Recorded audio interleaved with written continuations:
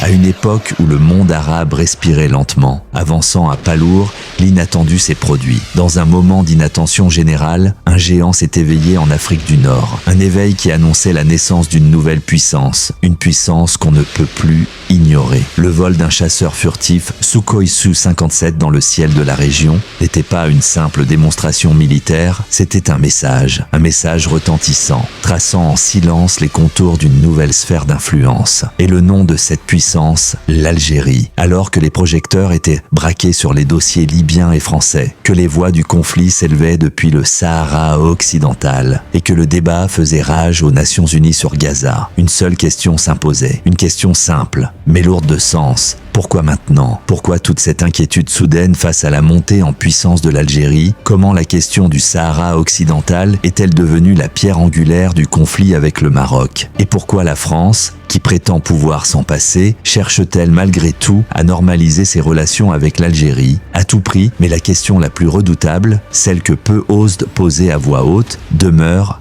qui a réellement peur d'une Algérie forte et pleinement souveraine? La réponse n'est ni simple, ni confortable pour beaucoup. Pour la découvrir, restez avec nous. Avant de plonger au cœur de l'analyse, si ce n'est pas déjà fait, abonnez-vous à la chaîne et activez la cloche pour ne manquer aucune de nos prochaines vidéos. Et n'oubliez pas de laisser un j'aime pour soutenir notre travail. Commençons. بطاقة عضوية في نادي الأشباح. طائرات سوخوي 57 تجول في شمال إفريقيا لا يلتقطها رادار. هنا الجزائر.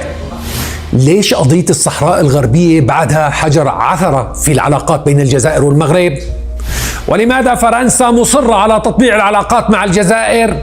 والسؤال الأهم: من يشعر بالخطر إذا أصبحت الجزائر دولة عربية قوية عالميا وعربيا؟ أول إشارة على تمدد نفوذ الجزائر وخطورة دورها في المنطقة هو قدوم الرئيس التركي رجب طيب أردوغان بعد أن زارها رئيس الوزراء الإيطالي جوزيبي كونتي ووزراء الخارجية الفرنسي والتركي والمصري والإيطالي. المطبخ السياسي الجزائري صار ورشة عمل دولية. طيب شو السبب؟ Il se passe quelque chose au Maghreb, on le sent, un silence, un mouvement de fond. Oui.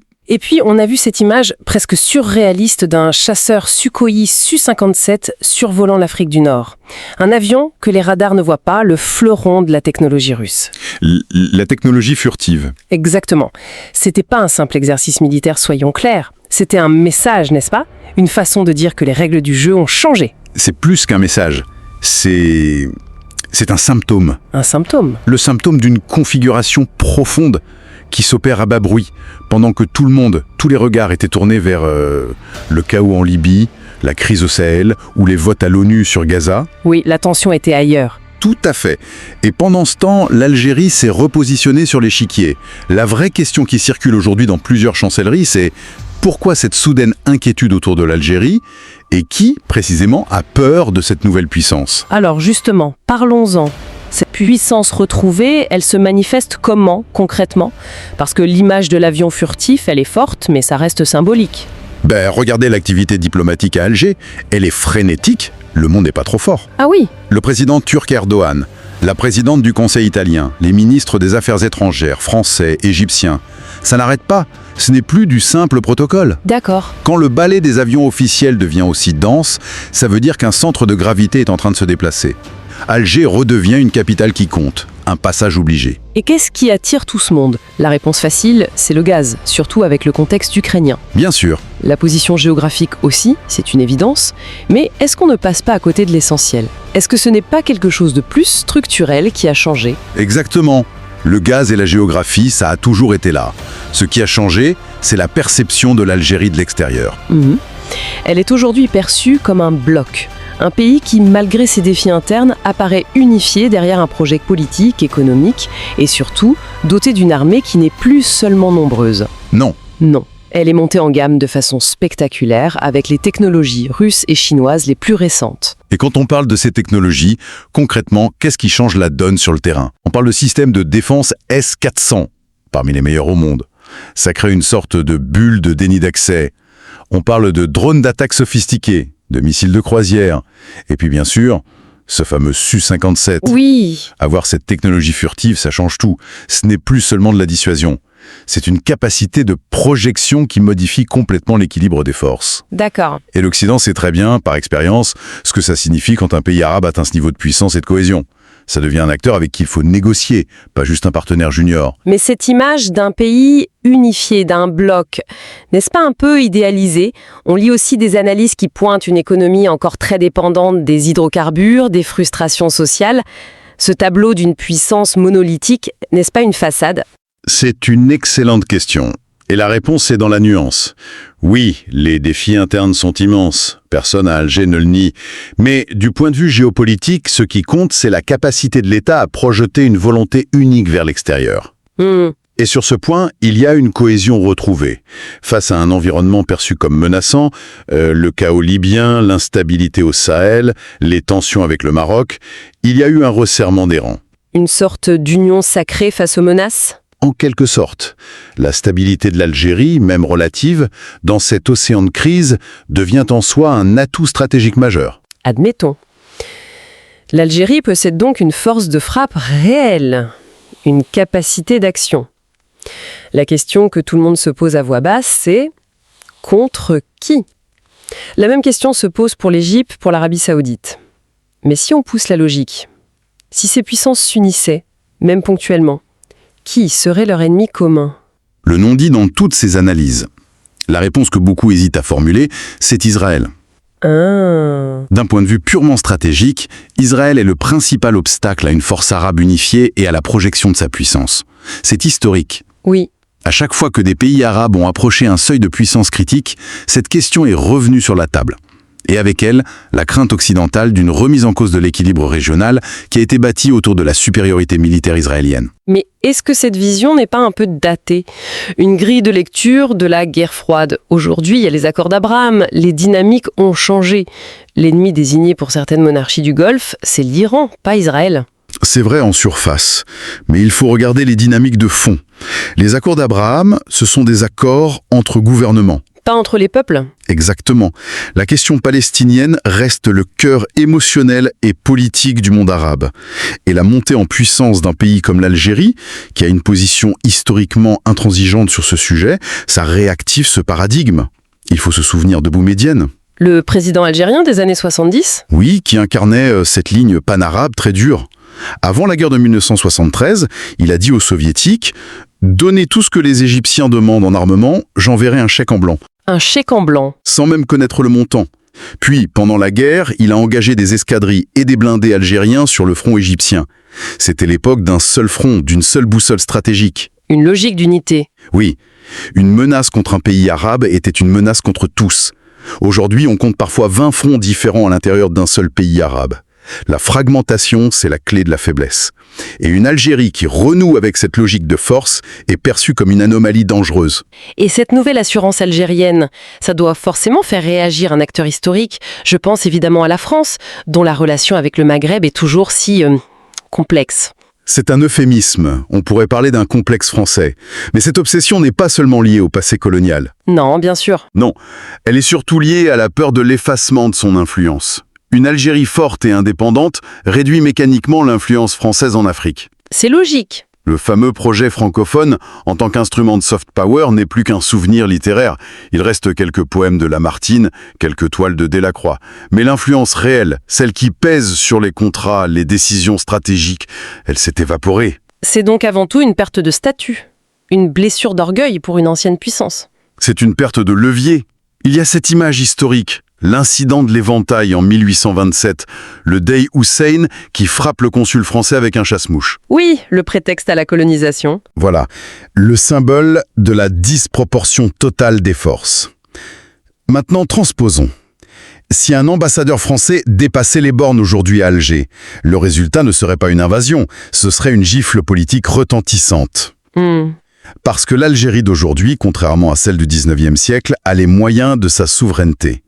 Et cette réalité, pour une partie de l'établissement français, est difficile à accepter. Pourtant, cette même Algérie souveraine a été vivement critiquée, y compris dans le monde arabe, pour son vote à l'ONU sur la résolution américaine concernant Gaza. Oui. Certains y ont vu une soumission, un alignement surprenant sur Washington. Comment est-ce que ça colle avec le portrait que vous dressez ? C'est la contradiction apparente qu'il faut analyser. Il faut entrer dans la logique d'Alger, qui est celle du moindre des deux mois. C'est une décision qui se veut pragmatique, pas idéologique. D'accord. La critique principale, c'était la crainte que la résolution ne retire la gestion de Gaza au Hamas en liant le destin du territoire à un mouvement politique. C'est une confusion. Entre le peuple et le parti qu'il gouverne. Précisément. La perspective algérienne était différente, beaucoup plus terre-à-terre, presque brutalement pragmatique. Il fallait à tout prix ouvrir une brèche humanitaire. La priorité absolue. Oui, le but immédiat n'était pas de régler le conflit, mais d'arrêter les massacres, permettre l'entrée de l'aide, parler de reconstruction, que les enfants retournent à l'école. La survie primait. Le raisonnement est simple et terrible. Même avec la résolution adoptée, Israël n'a pas arrêté ses opérations. C'est vrai. Alors, imaginez ce qui se serait passé si elle avait été rejetée. Ça aurait été un chèque en blanc pour la poursuite de la destruction. La priorité, c'était de créer une ouverture, même minime, pour la survie des civils. Ce pragmatisme, donc, c'est une autre facette de cette souveraineté. Mais cette souveraineté se heurte à un environnement régional complètement fragmenté. On le voit bien avec Gaza, où on entend souvent la comparaison avec la guerre de libération algérienne. C'est une analogie puissante. Mais est-ce qu'elle est juste? C'est une comparaison injuste pour les deux parties et elle est stratégiquement fausse. Pourquoi? En Algérie, le territoire était immense. Les frontières avec la Tunisie, le Maroc, même surveillées, étaient poreuses. On pouvait faire passer des armes, des hommes, et l'ennemi était de l'autre côté de la mer. D'accord. Gaza, c'est l'exact inverse. C'est une enclave assiégée de 360 km², l'une des zones les plus denses au monde, entourée de murs, de bases militaires, face à une armée surpuissante soutenue par la première puissance mondiale. Les conditions sont incomparables. Totalement. Ça n'enlève rien à l'héroïsme de la résistance à Gaza, qui relève du miracle, mais les paramètres stratégiques sont radicalement différents. Et ce chaos n'est pas limité à Gaza. On a l'impression d'assister à un effet domino de la peur dans toute la région. La Libye, le projet avorté de l'Union du Maghreb. C'est exactement ça. Une contagion de la terreur. La Syrie a peur de devenir la Libye, le Soudan a peur de devenir la Syrie, le Yémen a peur de devenir l'Irak. Chacun regarde son voisin s'effondrer. En se disant, pourvu que ça ne m'arrive pas. Et pendant ce temps, les peuples meurent, piégés entre différents scénarios de l'horreur. L'échec de l'Union du Maghreb est le symbole de cette incapacité à construire un destin commun. Et dans tous ces conflits, de la Syrie au Soudan, on entend le même refrain. C'est la faute de l'ingérence étrangère. C'est une excuse un peu facile, non? Un disque rayé qui dédouane tout le monde de ses responsabilités. C'est le grand mensonge des guerres civiles. Un acteur extérieur, qu'il soit russe, américain, turc, peu importe, il ne peut pas entrer si personne ne lui ouvre la porte de l'intérieur. C'est une loi de la géopolitique. Absolument. Tous ces conflits, sans exception, commencent par des querelles de pouvoirs internes, des ambitions personnelles qui se transforment en milices. Puis, très vite, la vraie motivation, le carburant de la guerre, c'est l'argent. Les grands principes s'effacent complètement. La cause nationale sacrée devient un marché à ciel horaire. Un marché d'armes, d'or au Soudan, de pétrole en Libye. Des chefs de guerre vendent les richesses de leur propre pays pour acheter des armes et payer leurs mercenaires. Et les populations ? Les populations se réveillent trop tard, après des années de slogans, pour découvrir que leurs leaders n'étaient en réalité que les commerçants, des prédateurs vendant la misère de leur propre peuple. C'est un constat terrible. Alors, dans ce tableau si sombre, quel est le message de l'Algérie? C'est juste une puissance qui se protège? Face à ce modèle de l'effondrement, l'Algérie, avec toutes ses complexités, envoie un message au reste du monde arabe. Un message simple. Ne laissez pas l'étranger s'immiscer dans vos querelles. Ne transformez pas vos tribus, vos familles, en combustible pour la haine des autres. Une force de stabilisation, donc. C'est comme ça qu'elle se veut, un rempart contre ce modèle de chaos qui a détruit tant de nations de l'intérieur. Une leçon de souveraineté et d'unité, en somme. Une tentative de montrer qu'un autre chemin est possible, celui de l'État-nation solide face à la fragmentation. Mais dans un monde où les ressources d'un pays se négocient en échange d'armes, la question demeure. Qui est encore capable d'entendre cette leçon? Et surtout, qui a vraiment intérêt à ce qu'elle soit entendue? Bonjour, en ce moment même, un changement de pouvoir, silencieux mais vraiment majeur, est à l'œuvre en Afrique du Nord. Et ses répercussions, eh bien, elles commencent à peine à se faire sentir bien au-delà de la région. Alors on peut se demander pourquoi ce soudain coup de projecteur sur l'Algérie. Tout semble avoir commencé avec un événement qui est presque passé inaperçu, le survol de l'Afrique du Nord par un avion de chasse Sukhoi 57. Et attention, ce n'était pas un simple exercice. Non, d'après les analyses, c'était un signal très clair qu'une nouvelle réalité géopolitique est en train d'émerger. En fait, pendant que tout le monde regardait la Libye, la France ou les tensions au Sahara occidental, un pays, lui, avançait ses pions, de manière très réfléchie, très discrète. Ce pays, c'est l'Algérie. Et aujourd'hui, sa montée en puissance est devenue impossible à ignorer. Bon, rentrons dans le vif du sujet. Le tout premier indice pour comprendre cette nouvelle dynamique, il est d'ordre militaire. C'est simple, la modernisation des capacités de défense de l'Algérie a complètement changé la donne. L'Algérie s'est équipée d'un arsenal vraiment de pointe. On parle des fameux chasseurs Sukhoi 57, qu'on surnomme les avions fantômes parce qu'ils peuvent échapper au radar. Il faut ajouter à ça des armements russes très avancés, des technologies militaires chinoises, et voilà, on obtient une force de frappe qui redessine complètement l'équilibre des pouvoirs dans toute la région. Forcément, cette montée en puissance, ça soulève une question cruciale, surtout pour les analystes occidentaux. Contre qui cette nouvelle force est-elle dirigée? Et la réponse, elle est lourde de conséquences. En fait, cette réponse révèle une crainte géopolitique profonde, celle de voir se former un front arabe uni. Un front qui inclurait des puissances comme l'Algérie, bien sûr, mais aussi l'Égypte ou l'Arabie Saoudite. Et l'adversaire commun qui pourrait cimenter une telle alliance, eh bien, les analyses pointent toutes dans la même direction, Israël. Passons maintenant au deuxième indice. Celui-là, il est profondément ancré dans l'histoire. Il s'agit de la relation complexe, on pourrait même dire obsessionnelle, entre l'Algérie et son ancienne puissance coloniale, la France. Pour bien illustrer ce déséquilibre historique, les sources rappellent une anecdote célèbre. En 1827, le Dey Hussein frappe le consul de France avec un éventail. Un simple geste qui est servi de prétexte à une occupation de 130 ans. Cet événement, il symbolise vraiment une époque où le rapport de force était totalement asymétrique. Et c'est là que la comparaison est frappante. Elle montre à quel point les temps ont changé. Imaginez un incident diplomatique du même genre aujourd'hui. Le résultat, ce ne serait plus du tout une invasion, non. Ce serait, pour reprendre les termes des sources, une véritable gifle politique, et une gifle retentissante pour la France. C'est clair, l'Algérie d'aujourd'hui, ce n'est plus celle d'hier. Le rapport de force s'est inversé. Allez, on continue. Troisième indice, et on va voir comment toutes ces pièces du puzzle s'assemblent. Il s'agit cette fois du rôle grandissant de l'Algérie sur la scène diplomatique internationale. On assiste à un véritable ballet de dirigeants mondiaux à Alger ces derniers temps. Le Premier ministre italien, les ministres français, turcs, égyptiens, même le président Erdogan. Ce n'est pas juste du protocole, loin de là. C'est le signe qu'Alger est en train de devenir un nouveau centre névralgique, un endroit où se dessine la carte géopolitique de demain. Et ce rôle, il ne se limite pas à accueillir des dirigeants. L'Algérie est devenue une voix qui compte vraiment. Par exemple, au Conseil de sécurité de l'ONU, où l'une de ses décisions récentes sur Gaza a fait couler beaucoup d'encre. Justement, cette décision illustre parfaitement la stratégie algérienne, telle qu'analysée dans nos sources. Alors oui, certains ont critiqué ce vote, y voyant un alignement sur la position américaine. Mais la logique présentait tout autre. Il s'agissait d'ouvrir une fenêtre de vie pour les Gazaouis, de choisir le moindre de deux mots pour que l'aide arrive et pour garantir le droit des habitants à rester sur leur terre. Une approche en somme purement pragmatique. Alors, le point crucial, c'est de savoir ce que tous ces indices signifient, une fois qu'on les met bout à bout. Et les sources, elles parlent d'une leçon algérienne pour toute la région. La première partie de cette leçon, c'est un avertissement très clair. N'ouvrez pas la porte aux étrangers. Ne laissez pas l'ingérence extérieure s'immiscer dans les affaires nationales ou régionales. Et ce point, il s'appuie sur une observation assez douloureuse des conflits récents. Quand on regarde ce qui s'est passé en Syrie, en Libye ou au Yémen, les analyses montrent que le point de départ est souvent le même. Une porte qu'on ouvre à une puissance étrangère.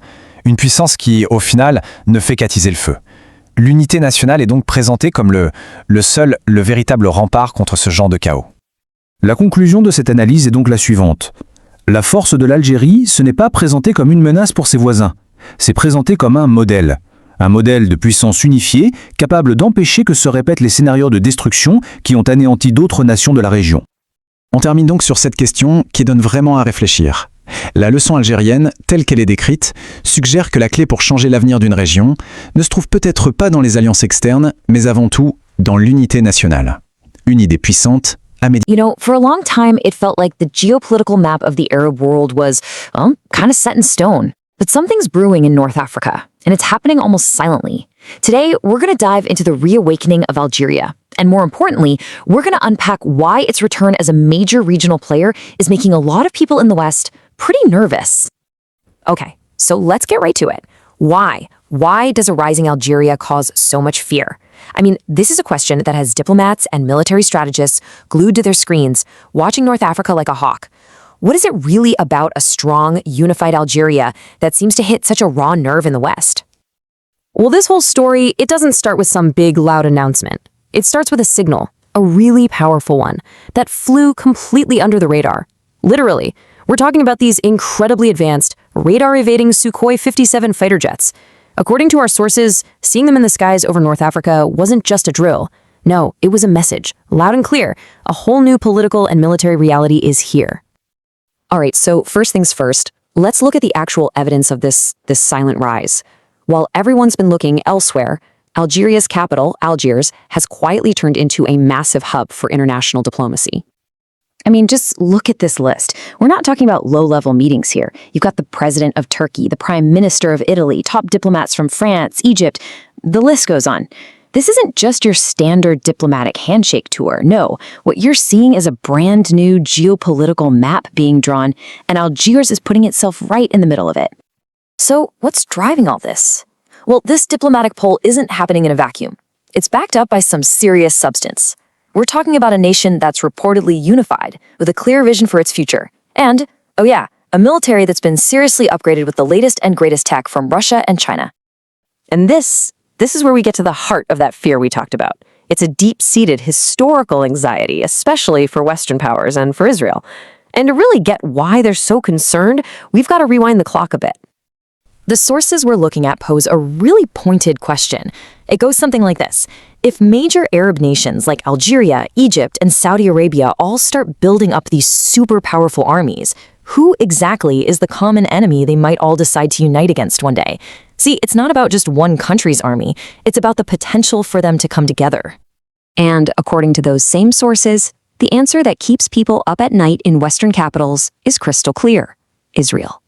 That's the core fear, that a powerful, unified Arab front could form, with a single, common cause. And this is exactly why history casts such a long shadow here. You have to remember 1973. It's a huge deal.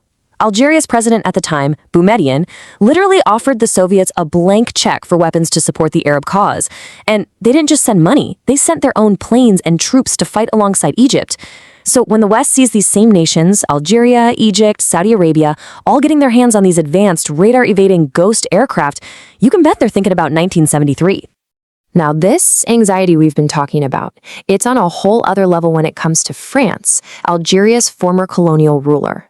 The sources actually call it France's North Africa complex. So what does that mean? Well, it's basically this post-colonial nervousness. It's rooted in the fact that this is a region that has a history of incredibly powerful revolutions and really dynamic people. France is worried about losing its grip, losing influence, in a place that is, bit by bit, becoming a fortress against any kind of outside interference. The old ways of doing things just don't work anymore. And to see just how much the power has shifted, look at this. Back in 1827, a supposed insult, the Fan Incident, was used as a pretext for a French occupation that lasted 130 years. 130 years. Now, fast forward to today, the sources are pretty clear. If something like that happened now, France wouldn't be sending ships, it'd be receiving a political slap so powerful it couldn't possibly ignore it. It's a totally different world. And this quote from our source material really says it all. The Francophone era is a colonial memory. The real influence has evaporated. I mean, that's about as blunt as it gets, right? The idea is that France's cultural and political influence is fading into the history books. The real power has moved on.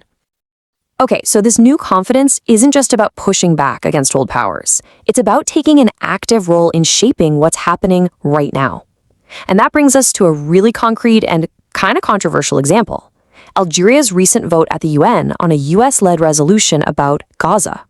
Now, this vote stirred up a lot of debate. Was it a pragmatic move to try and bring peace? Or was it a betrayal of the cause? A lot of critics immediately jumped on it, saying Algeria was just giving in to an American plan.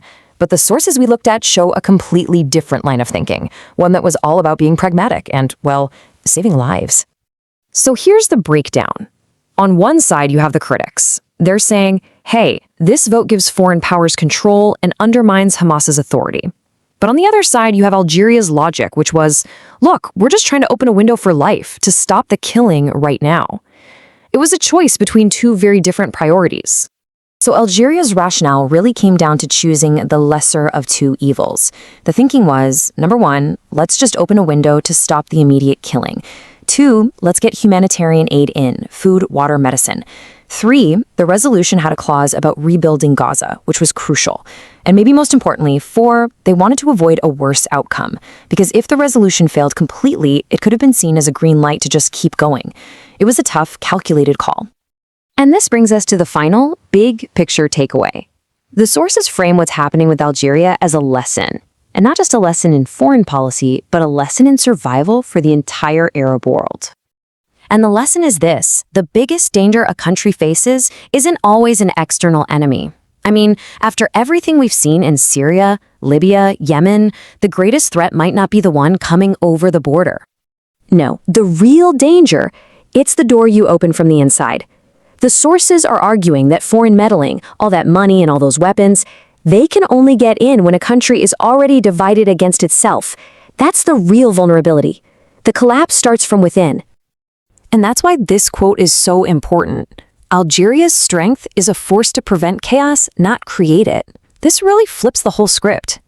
The idea here is that Algeria's power isn't a threat looking for a fight. Instead, it's meant to be a stabilizing force, a bulwark to prevent the kind of internal chaos that has torn other nations in the region apart. And that really leaves us with a huge question, doesn't it? As the world keeps changing, are we all just destined to repeat the same old conflicts, driven by the same old fears? Or can new realities, like a rising Algeria, actually create new alliances in a different kind of future? It's something to think about. Thanks for joining me.